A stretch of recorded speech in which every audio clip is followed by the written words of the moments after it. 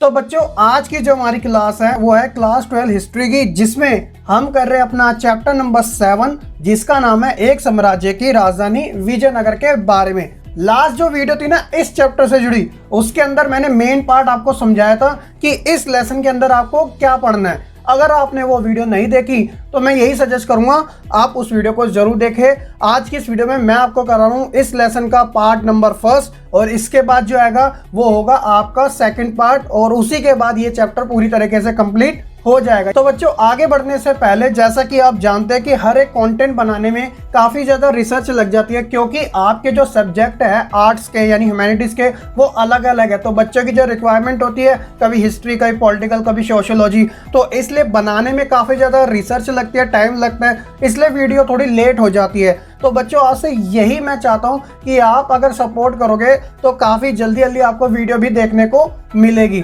आपको सपोर्ट कैसे करना है, वही लाइक हो गया, आपका कमेंट हो गया, क्योंकि कमेंट से क्या है आपका एक फीडबैक मिलता है और वो फीडबैक को हम देखते हैं, समझते हैं कि बच्चे की जो रिक्वायरमेंट है वो क्या है। तो इसीलिए अगर आप बच्चे चैनल पे नए हैं तो सब्सक्राइब जरूर करें और बेल आइकन दबाना ना भूलेगा। साथ ही आपको अगर वीडियो पसंद आती है तो आप लाइक करें, नहीं आती तो डिसलाइक करें। तो चलिए बच्चे शुरू करते हैं आज के इस लेसन को। My name is Shahrukh Saifi and welcome to our YouTube channel Quick Prep. शुरुआत होती है हमारा पहले टॉपिक के साथ, जिसका नाम है हम्पी की खोज। तो मैंने मेन पार्ट के अंदर ऑलरेडी बता दिया था हम्पी के बारे में, तो फिर भी मैं थोड़ा बहुत बता देता हूँ। इससे क्या है कि हम एक ट्रैक पे आ जाएंगे। तो क्या था, हम्पी जो था वो विजयनगर का ही एक नया नाम था, क्योंकि विजयनगर जो था वो पूरी तरीके से तहस नहस हो चुका था। लेकिन क्या था, कृष्णा और तुंगभद्रा ये नदियों के नाम है। तो इसके आसपास जो एरिया थे तो यहाँ के निवासियों ने विजयनगर का जो नाम था वह हम्पी रखा। हम्पी जो था वह पंपा देवी के नाम पर रखा गया था। पंपा देवी वहाँ की एक देवी हुआ करती थी। तो अब बात आती है कि इस हम्पी शहर की जो खोज थी वो किस प्रकार से हुई थी, आइए जानते हैं इसी के बारे में। तो क्या था बच्चों की 1800 ईस्वी में एक पुरातात्विक यानी आर्कोलॉजिस्ट थे जिनका नाम था कॉलिन मैकेंजी।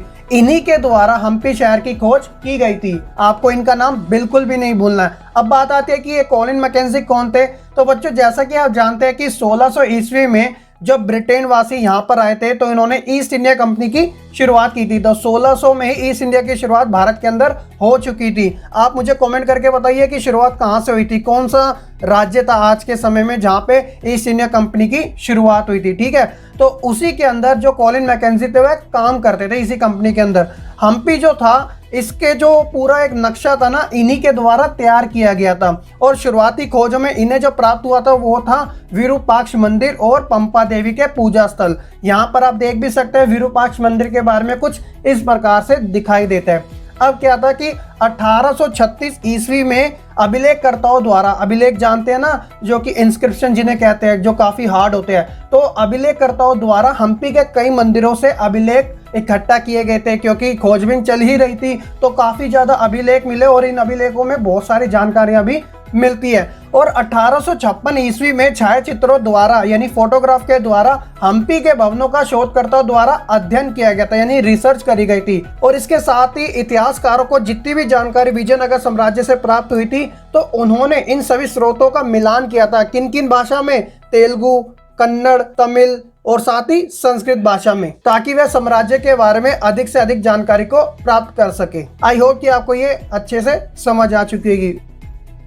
सेकंड टॉपिक है हमारा राय, नायक और सुल्तान से संबंधित। आइए जानते हैं इसके बारे में क्या बात कही जा रही है।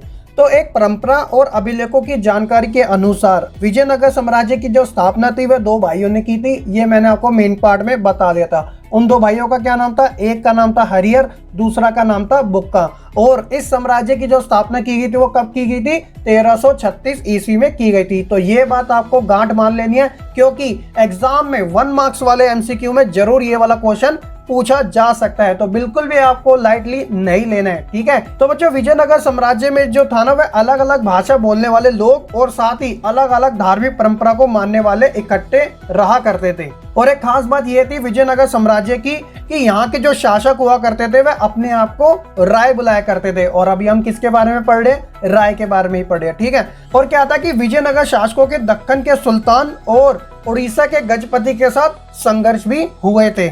और ये जो संघर्ष हुए थे इनके ऊपर बेस था कि जो विदेशी व्यापार होता था उसके पर अधिकार किसका होगा, तो इसलिए इन्होंने इनके साथ संघर्ष भी जारी रखे थे। और एक खास बात यह भी थी कि जो दक्षिण भारत यानी जो साउथ इंडिया था, वहां के ऐसे बहुत सारे स्टेट थे जहां पर ऑलरेडी शासकों का नियंत्रण काफी ज्यादा स्ट्रॉन्ग यानी मजबूत था। जैसे कि एग्जाम्पल के तौर पे तमिलनाडु में चोल शासन, कर्नाटका में होयसाल, तो इनका जो शासन था वो काफी ज्यादा मजबूत हुआ करता था। इन क्षेत्रों में शासक वर्ग क्या करते थे, विशाल मंदिरों के लिए संरक्षण यानी कि प्रोटेक्शन भी प्रदान करते थे। एग्जाम्पल भी दे रखे हैं, जैसे कि तंजावुर का बृहदेश्वर मंदिर, बेलूर का चंद्रकेशव मंदिर, ये आप अपनी स्क्रीन पे भी देख सकते हैं, कुछ इस प्रकार से दिखाई देते थे।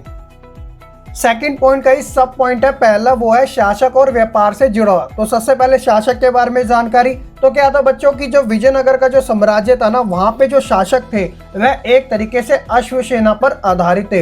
अश्वसेना मतलब जो कि घोड़े पे आधारित थी। अश्व मतलब क्या होता है, घोड़ा, ठीक है। तो उस सेना में घोड़े की काफी ज्यादा आवश्यकता होती थी, तो इसी कारण वह घोड़े के लिए अरब व्यापारियों पर निर्भर हुआ करते थे। आप जानते हैं कि जब बात आती है मिडल ईस्ट, तो वहां पे इन्हीं का व्यापार ज्यादा हुआ करता था उस समय में, खासकर ऊंट, हाथी और घोड़े, ठीक है। अरब व्यापारी क्या करते थे कि शुरुआती दौर में इनका तो पूरी तरीके से कंट्रोल होता था व्यापार के ऊपर, क्योंकि ये प्रदान करते थे अपनी सेना यानी कि अश्व, घोड़ा, इन चीजों को। तो इसी के कारण इन्हें कुदराई चट्टी यानी कि घोड़ों के व्यापारी के नाम से भी जाना जाता था। अब बात आती है व्यापार की। तो देखिए बच्चों, विजयनगर जो था उस समय मसालों के लिए, वस्त्र के लिए और रत्नों के लिए काफी ज्यादा फेमस हुआ करता था, और इसी कारण विजयनगर जो शहर था वह प्रतिष्ठा का मानक भी माना जाता था, क्योंकि यहाँ की जो जनता थी वह महंगी विदेशी वस्तुओं की मांग यानी कि डिमांड करती थी। जैसे कि मैंने आपको बताया, तो आभूषण और रत्न जो थे वो काफी ज्यादा कीमती हुआ करते थे। और दूसरी ओर व्यापार से जो कर यानी जो टैक्स राजस्व होता था वह राज्य को और ज्यादा शक्तिशाली बना दिया करता था। तो इन्हीं सभी चीजों के कारण विजयनगर जो था वह अपनी मजबूती पे कायम रहा था। अब बात आती है विजयनगर साम्राज्य के चरम और उसके पतन के बारे में। कहने का मतलब एक ऐसा साम्राज्य जो उस समय बिल्कुल टॉप पे हुआ करता था और वह किस तरीके से बिल्कुल ही बॉटम लाइन पे आ गया, यानी कि उसका दी एंड हो गया। आइए जानते हैं उसी के बारे में। तो सबसे पहले आपको ये पता होना चाहिए कि इस साम्राज्य के ऊपर किन वंशों का शासन रहा था। तो यहाँ पर मैं एक एक करके आपको बताता हूँ। तो पहले जो थे वो थे संगम वंश, दूसरे जो थे उनका नाम था सुलुवु, तीसरे जो थे उनका नाम था तुलुव, चौथे जो थे वो था अरविदु वंश। तो इन चार वंशों का साम्राज्य पर पूरी तरीके से शासन रहा था। तो वन बाय वन मैं आपको एक क्रम के अनुसार यानी कि सीक्वेंस के अकॉर्डिंग बताता हूं ताकि आपको अच्छे से पता भी चल जाए। तो देखिए, ये बात है 1485 ईस्वी की। तब विजयनगर साम्राज्य पर संगम वंश का पूरी तरीके से शासन यानी कंट्रोल हुआ करता था। लेकिन क्या हुआ कि 1503 ईस्वी में सुलुवु शासन जो था उसका पूरी तरीके से इस साम्राज्य के ऊपर शासन हो गया। उन्होंने एक तरीके से संगम वंश को उजाड़ फेंका और पूरी तरीके से ये जो शासन था अपने कंट्रोल में कर लिया। ये जो सुलुवु वंश था वह सैनिक कमांडर से जुड़ा हुआ था। अब क्या हुआ बच्चों कि सुलुवु वंश का अंत हो गया और उसका जो स्थान था वह तुलुवु शासन ने ले लिया। एक तरीके से वह विजयनगर के शासक बन गए और पूरी तरीके से अपने कंट्रोल में उन्होंने ले लिया। और यही तुलुवु वंश था जो सबसे ज्यादा विजयनगर में फेमस यानी प्रसिद्ध हुआ था।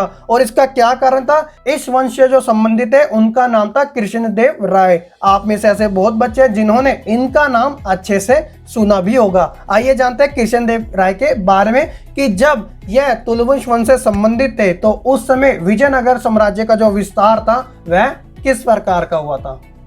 टॉपिक है कृष्णदेव राय के समय विजयनगर साम्राज्य का विस्तार। तो देखिए बच्चों, क्या था, एक पॉइंट वाइज पॉइंट आपको मैं लेके चलूंगा। तो 1512 ईस्वी में तुग्रबंदा और कृष्ण नदियों के बीच का जो क्षेत्र था ना, जिसे दोआब कहते थे, उस क्षेत्र का जो नाम था वो था रायचूर। ये आप मैप में भी देख सकते हैं कृष्ण और तुग्रबंदा नदियों के बारे में। तो कृष्णदेव राय ने इस क्षेत्र को पूरी तरीके से कब्जा कर लिया यानी कि हासिल कर लिया, विजय पा ली। इसके बाद 1514 ईस्वी में उन्होंने उड़ीसा के जो शासक थे उनका दमन कर दिया यानी उन्हें पूरी तरीके से हरा दिया और यही सिलसिला उन्होंने आगे भी जारी रखा। 1520 का समय था जब उन्होंने बीजापुर के सुल्तान को हराया। लेकिन सबसे बड़ी अचीवमेंट कृष्णदेव राय की ये थी कि उनके शासन काल के समय जो विजयनगर साम्राज्य था ना वह बिल्कुल ही शांत और समृद्ध तरीके से आगे बढ़ता रहा। और यही एक ऐसा रीजन भी माना जाता है कि कृष्णदेव राय का जो शासन काल था वो क्यों इतना ज्यादा पूछा जाता है, तो कुछ कारण ये भी थे। ठीक है, इसके बाद क्या था कि इन्होंने कुछ बेहतरीन मंदिरों का निर्माण भी कराया था, और साथ ही गोब्रह्मों को जोड़ने का जो श्रेय था मंदिरों में, वो भी कृष्णदेव राय को ही माना जाता है। गोब्रह्मों के बारे में आप स्क्रीन पर देख सकते हैं, वो कुछ इस प्रकार से दिखाई देते हैं। और अगला जो पॉइंट है वो 1 मार्क्स में एग्जाम में जरूर पूछ लिया जाता है। वो क्या था कि कृष्णदेव राय ने अपनी मां के नाम पर विजयनगर के पास एक उपनगर था जिसका नाम था नगलपुरम, उसकी स्थापना भी इन्होंने ही करी थी। और इसी के साथ विजयनगर साम्राज्य में सबसे ज्यादा जो मजबूत शासक थे उनका नाम कृष्णदेव ही था।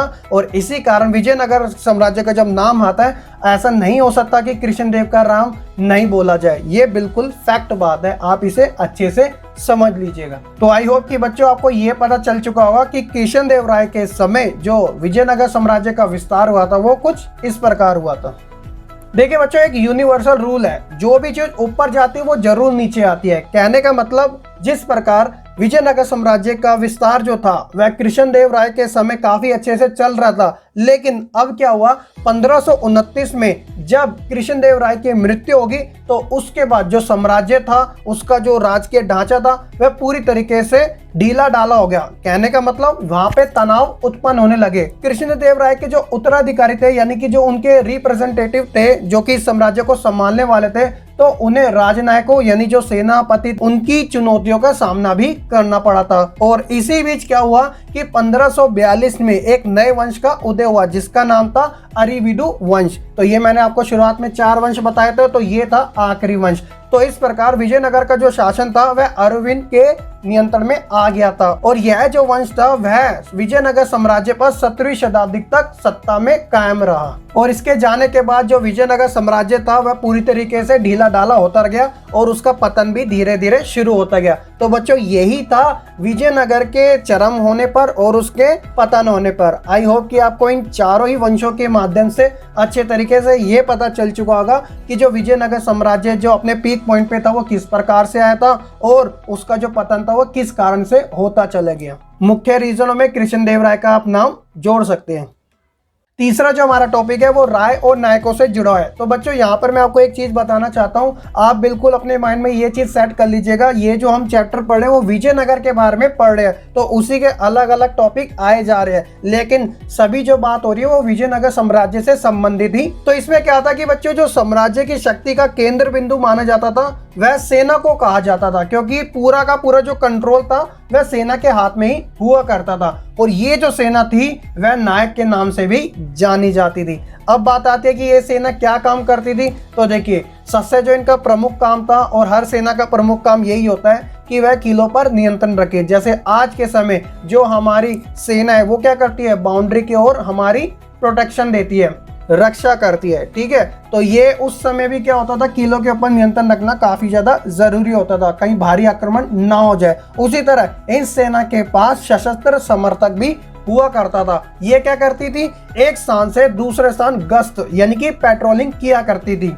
और खास बात ये थी कि इस सेना को किसानों का समर्थन भी प्राप्त था, इसी कारण इन्हें नायक भी कहा जाता था। खास तौर पे जो सेना थी उनकी जो मुख्य भाषा होती थी वह कन्नड़ और तेलुगु से ही संबंधित हुआ करती थी। अक्सर ये जो सेना थी वो विद्रोह भी किया करती थी और सैनिक कार्यवाही के माध्यम से इन्हें कंट्रोल में लाया जाता था। तो ये तो थे सेना के कार्य, अगर एग्जाम में पूछा जाए तो आप एज इट इज इन्हें लिख सकते हो। इससे जुड़ा एक पॉइंट आता वो है अमर नायक दल के बारे में। अब बात आती है कि ये कौन थे। तो देखिए बच्चों, अमर नायक जो दल था वह एक सैनिक कमांडर से जुड़ा हुआ था। इनका जो मुख्य काम होता था वो टैक्स जो होता था ना, यानी कर, उनकी वसूली करते थे। बात आती है कि ये टैक्स किन लोगों से वसूलते थे, तो इसके अंदर किसान, शिल्पकर्मी और व्यापारी ये सभी शामिल हुआ करते थे। टैक्स का कुछ भाग ये अपने पे खर्च किया करते थे, कुछ भाग ये हाथी घोड़े के रखरखाव के लिए करते थे, और कुछ भाग मंदिर और सिंचाई के लिए भी किया करते थे। और साम्राज्य के अंदर ये जो अमर नायक दल होता था वह शासकों को सैनिक सहायता भी प्रदान करता था, और इससे क्या होता था, शासकों को प्रोटेक्शन मिल जाया करती थी, यानी कि सुरक्षा मिल जाया करती थी। अमर नायक जो थे वह राजा को वर्ष के अंदर एक बार भेंट भी भेजा करते थे। भेंट मतलब उपहार यानी गिफ्ट भी भेजा करते थे, और साथ ही राजा के दरबार में अपनी उपस्थिति यानी कि अपनी प्रेजेंट पेश किया करते थे। राजा जो थे वह इन अमर नायकों का स्थानांतरण यानी कि ट्रांसफर भी किया करते थे, कहीं एक जगह इकट्ठे इकट्ठे होके अपना ही शासन ना कर ले। तो इसलिए जो कंट्रोल था वह राजा के हाथ में था, वह कहीं पर भी इनका ट्रांसफर कर दिया करता था। 17वीं शताब्दी में क्या हुआ कि इन अमर नायकों ने स्वतंत्र राज्य की स्थापना भी करना शुरू कर दी। विजयनगर साम्राज्य के पतन के अंदर एक कारण यह भी माना जाता है कि अमर नायकों के द्वारा जब स्वतंत्र राज्य की स्थापना शुरू हो गई तो क्या हुआ कि विजयनगर का जो साम्राज्य था वो धीरे धीरे कमजोर होता चला गया और वो भी एक विघटन का कारण ही बना। तो बच्चों ये था हमारा फर्स्ट पार्ट से रिलेटेड कंटेंट, जिसके अंदर हमने 3 मेन इंपॉर्टेंट टॉपिक्स के बारे में जाना। शुरुआत करी थी हमने हम्पी की खोज के साथ, दूसरा हमने जो पढ़ा था वो राजनायकों के बारे में पढ़ा था, जिसके अंदर कृष्णदेव राय की जो भूमिका थी वो सबसे ज्यादा इंपॉर्टेंट थी। अगर आपको ये वीडियो पसंद आई हो तो प्लीज आप वीडियो को लाइक जरूर कीजिएगा, साथ ही कमेंट करके अपना फीडबैक देना ना भूलेगा। और बच्चों एक खास बात, नोट्स के रिगार्डिंग जो भी आपके डाउट रहते हैं वो नोट्स आपको फ्री मिलेंगे। तो वो कहाँ पर मिलेंगे? हमारे टेलीग्राम ग्रुप में मिलेंगे, लिंक आपको डिस्क्रिप्शन में मिल जाएगा, आप जरूर ज्वाइन कीजिएगा। वहां पर आपको सभी नोट्स प्रोवाइड करा रखे हैं और ये वाले भी वहीं पे अपलोड कर दिए जाएंगे। आई होप कि बच्चों आपको ये सारी चीजें काफी पसंद आई होगी। आज की इस वीडियो में इतना ही। मैं मिलूंगा आपको इस लेसन के सेकंड पार्ट के साथ। तब तक के लिए आप बच्चे खुश रहे, पढ़ते रहे और ऐसे ही आगे बढ़ते रहे।